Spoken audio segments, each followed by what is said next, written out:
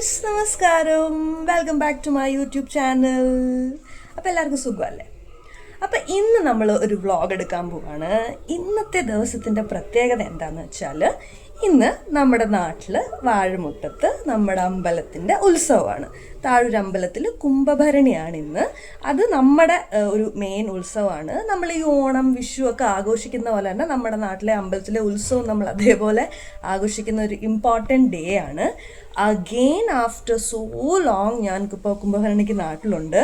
നിങ്ങൾ വിചാരിക്കുന്നുണ്ടായിരിക്കും എന്ത് പറഞ്ഞാലും, എന്ത് ഉത്സവം, എന്ത് നാട്ടിലെ കാര്യം പറഞ്ഞാലും അഗെയിൻ ആഫ്റ്റർ സോ ലോങ് നാട്ടിലില്ലായിരുന്നു എന്നിങ്ങനെ എപ്പോഴും പറഞ്ഞുകൊണ്ടിരിക്കും. ഇവളെവിടെയായിരുന്നു എന്ന് നിങ്ങൾക്ക് തോന്നുന്നുണ്ടായിരിക്കും.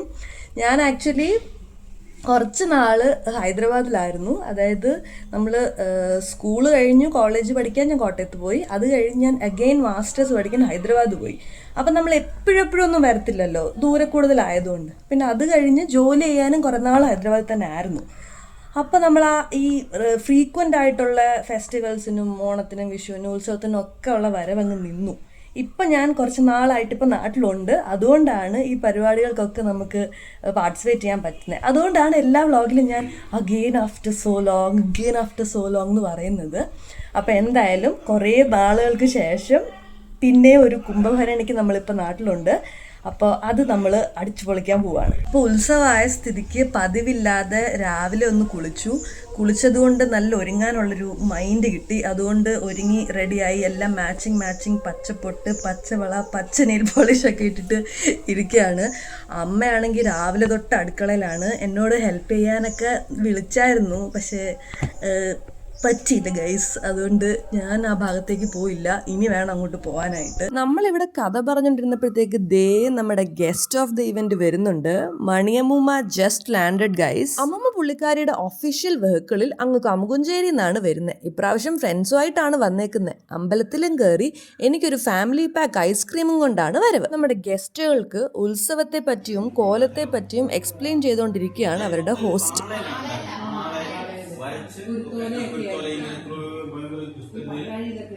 ഏകദേശം നമ്മുടെ ഈ ആർച്ചില്ലേ അത്രയും വിസ്തൃതിയോ ഈ വിസ്തൃതിയിൽ വരച്ചെഴുതി ഉണ്ടാക്കും. As you know, my mom is an expert. അതുകൊണ്ട് ഫുഡൊക്കെ എപ്പോഴും റെഡിയായി. ഇന്നത്തെ സ്പെഷ്യൽ ബീട്രൂട്ട് പച്ചടിയാണ്. നല്ല കളർ. ഹൈ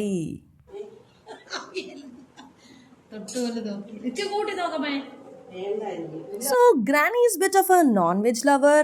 അതുകൊണ്ട് അവിയലൊന്നും പുള്ളിക്കാരിക്ക് അത്ര അങ്ങ് പിടുത്തല്ല.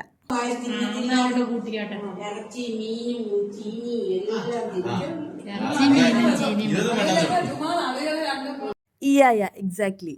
സദ്യ ആയതുകൊണ്ട് ഇറച്ചി മീനൊന്നും ഇല്ലാത്തതിൻ്റെ ചെറിയൊരു അസ്കിതാണത്. ഫൈനലി നമുക്ക് കഴിക്കാനുള്ള സമയമായി. ഞാൻ പൊതുവേ പരിപ്പൊന്നും കൂട്ടാറില്ല, പക്ഷെ നെയ്യൊക്കെ ഒഴിച്ച് പപ്പടമൊക്കെ പൊടിച്ച് നല്ല രസം.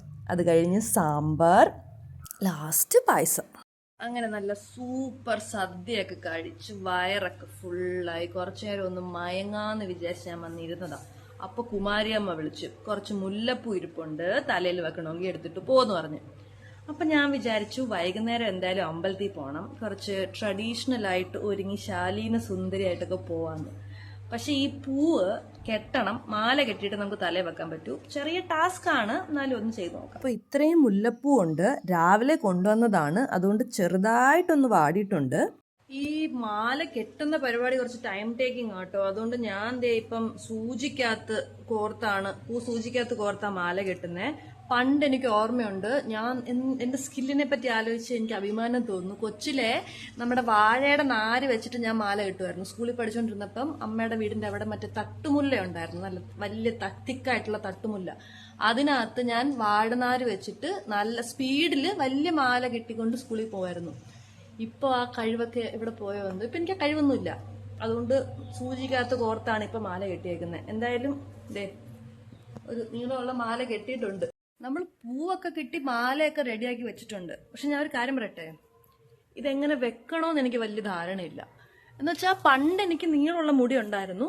അപ്പോൾ ഇങ്ങനെ വെച്ചിട്ട് അഴിച്ചിടുമായിരുന്നു പതിവ്. പക്ഷെ ഇപ്പം അത്ര നീളമില്ല, ഇത്രേ മുടിയേ ഉള്ളൂ. അതുകൊണ്ട് എങ്ങനെ വെക്കണം എന്നുള്ളത് എനിക്ക് വലിയ ക്ലാരിറ്റി ഇല്ല. എനിക്കിഷ്ടമാണ്, എനിക്ക് മുല്ലപ്പൂ വെച്ചിട്ട് പോകാൻ ഭയങ്കര ഇഷ്ടമാണ്. പക്ഷേ മുല്ലപ്പൂ എങ്ങനെ വെക്കണം സ്റ്റൈലായിട്ടെന്ന് എനിക്ക് ഇപ്പോഴും അറിയത്തില്ല.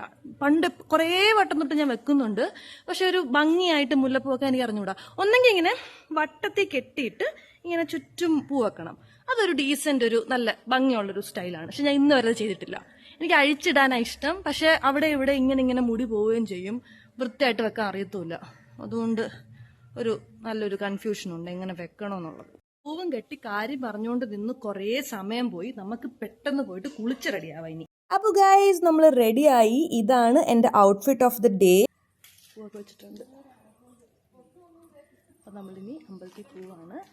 അപ്പോൾ നമ്മൾ വീട്ടിൽ നിന്ന് ഇറങ്ങി നടന്നാണ് പോകുന്നത്. കുഞ്ഞുമോളും അമ്മയും എല്ലാവരും സുന്ദരികളായിട്ടുണ്ട്. വരുന്ന വഴി നമ്മൾ ഹരിത ചേച്ചിയെ മീറ്റ് ചെയ്തു. ആസ് ഡിസൈഡഡ് നമ്മളെല്ലാവരും സാരിയാണ്.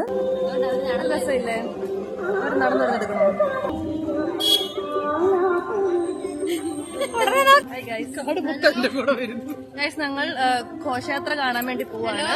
ഘോഷയാത്ര ഇതുവരെ എത്തിയിട്ടില്ല, അതുകൊണ്ട് നമ്മൾ ഘോഷയാത്ര തേടി പോവുകയാണ്. അതെ, എല്ലാ വിവരങ്ങളും കൃത്യസമയത്തിന് കിട്ടുന്ന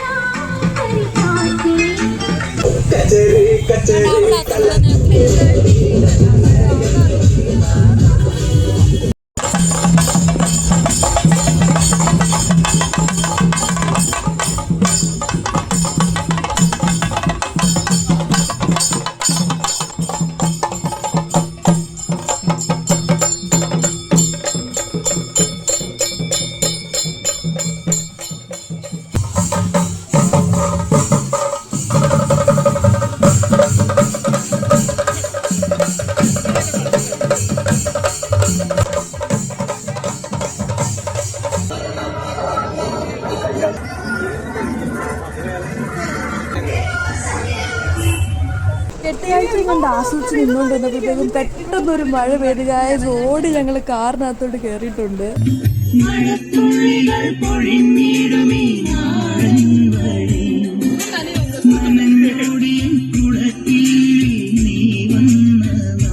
അപ്രതീക്ഷിതമായിട്ടൊരു മഴ പെയ്തുകൊണ്ട് നമുക്കിങ്ങ് വീട്ടിലേക്ക് തിരിച്ചു പോരേണ്ടി വന്നിട്ടുണ്ട് ഗൈസ്. നമുക്കിനി വീട്ടിൽ പോയി ഫുഡൊക്കെ കഴിച്ച് രാത്രി കോലം തുള്ളുന്ന കാണാൻ പോവാം.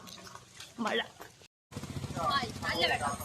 ഞങ്ങൾ കോലം കാണാൻ വേണ്ടിയിട്ട് പോവുകയാണ് ഗൈസ്. ഈ റോഡിലൊന്നും വെട്ടം കുറച്ച് കുറവാണ്, അതുകൊണ്ടാണ് ഞങ്ങളുടെ മുഖം കാണാത്തത്. ഞങ്ങൾ കോലം കാണാൻ പോവുകയാണ് ഗൈസ്.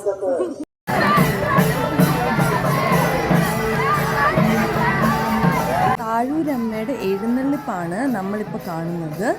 ഈ കാണുന്നതാണ് നമ്മൾ ഇത്രയും നേരം പറഞ്ഞുകൊണ്ടിരുന്ന കോലം എഴുന്നള്ളിപ്പാണ് ഇവിടെ നടന്നുകൊണ്ടിരിക്കുന്നത്.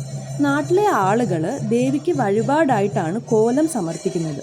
വഴിപാട് നേർന്ന വീടുകളിൽ നിന്ന് അമ്പലത്തിലേക്ക് കോലം എഴുന്നള്ളിച്ചുകൊണ്ട് പൊക്കോണ്ടിരിക്കുകയാണ്. ഒരു രക്ഷയില്ലാത്ത ക്രൗഡാണിവിടെ. നമ്മൾ എങ്ങനെയൊക്കെയോ അമ്പലത്തിൻ്റെ ഉള്ളിൽ കയറിയിട്ടുണ്ട്. വഴിപാട് കോലങ്ങൾ ഓരോന്നായിട്ട് കൊണ്ട് വെച്ചിരിക്കുകയാണ് ഇവിടെ. അതിൻ്റെ കൂടെയുള്ള ആൾക്കാരാണ് ഇവിടെ ചുറ്റും നിൽക്കുന്നത്. കോലം നേർന്ന വീടുകളിൽ നിന്ന് എഴുന്നള്ളിച്ച് അമ്പലത്തിലെത്തിയതിന് ശേഷം അമ്പലത്തിന് ചുറ്റും 3 വലം വെക്കുകയാണ്. മെയിൻ കോലത്തിൻ്റെ കൂടെ കുറേ കുട്ടിക്കോലങ്ങളും കൂടെ ഉണ്ട്. 3 പേരും ഒരുങ്ങി സുന്ദരികളായിട്ട് വന്ന് അമ്പലത്തിൻ്റെ ഒരു സൈഡിൽ കോലം കാണാനായിട്ട് സ്ഥലം പിടിച്ചിട്ടുണ്ട്. കോലം എന്ന് പറഞ്ഞാൽ പടയണിയാണ് ശരിക്കുള്ള ആർട്ട് ഫോം, പടയണി കോലം. ഇതിൻ്റെ കഥ എന്ന് പറഞ്ഞാൽ ഭദ്രകാളിയും ദാരികനും തമ്മിലുള്ള യുദ്ധമാണ് ബാക്ക് സ്റ്റോറി. അതുകൊണ്ട് ഭദ്രകാളി ക്ഷേത്രങ്ങളിലാണ് കോലം എഴുന്നള്ളിപ്പ് നടക്കുന്നത്. കോലങ്ങളിൽ തന്നെ കുറേ ടൈപ്പ് ഉണ്ട്. മെയിനായിട്ട് നമ്മുടെ അമ്പലത്തിൽ ഞാൻ കണ്ടിട്ടുള്ളത് ഭൈരവി കോലവും കാലം കോലവുമാണ്. ഭൈരവി കോലമാണ് ഏറ്റവും വലിയ കോലം. അത് ഭദ്രകാളിയെ തന്നെയാണ് റെപ്രസെൻ്റ് ചെയ്യുന്നത്. പാളയിലാണ് കോലം ഉണ്ടാക്കുന്നത്. പാളയിൽ ഓരോരോ ഡിസൈൻസ് ഒക്കെ വെച്ചിട്ട് ദേവിയുടെ മുഖം തന്നെയാണ് കോലത്തിലൂടെ കാണിക്കുന്നത്. ഭൈരവി കോലത്തിലുള്ള ദേവിയുടെ എക്സ്പ്രഷൻ എന്ന് പറഞ്ഞാൽ ദേഷ്യമാണ്. ഭൈരവി കോലത്തെ മറ്റു കോലങ്ങളിൽ നിന്ന് ഡിഫറൻഷിയേറ്റ് ചെയ്യുന്നത് അതിൻ്റെ ഓർണമെന്റ്സ് ആണ്. മെയിനായിട്ട് 2 എണ്ണമാണ് ഉള്ളത്, അരത്താലിയും നെഞ്ചുമാലയും. പിന്നീടുള്ളത് കാലൻ കോലമാണ്. ഇത് ഭൈരവി കോലത്തിനെക്കാട്ടിലും ചെറുതാണ്. പിന്നെ ഡിഫറൻഷിയേറ്റ് ചെയ്യുന്നതെന്ന് വെച്ചാൽ ഇതിൽ ബ്ലാക്ക് പെയിൻ്റ് അടിച്ചിട്ടുണ്ടായിരിക്കും. നാഗത്തിൻ്റെ തലയായിരിക്കും ഈ കോലത്തിൽ വരച്ചിട്ടുണ്ടായിരിക്കുന്നത്. നമ്മളിപ്പോ കണ്ടതെല്ലാം ചെറിയ കോലങ്ങളാണ്. ചെറിയ കോലങ്ങൾ എന്ന് വെച്ചാൽ 70 പാളയുടെ ഒക്കെ കോലം. വലിയ കോലം എന്ന് പറയുന്നത് ഭൈരവി കോലം. അത് 101 പാളയുടെ കോലം. ഒരു തവണ ഒരു കരയിൽ വരുന്നതിനകത്ത് 2-3 ഭൈരവി കോലങ്ങളെ കാണുന്നുള്ളൂ. ബാക്കിയൊക്കെ ചെറിയ കോലങ്ങളായിരിക്കും.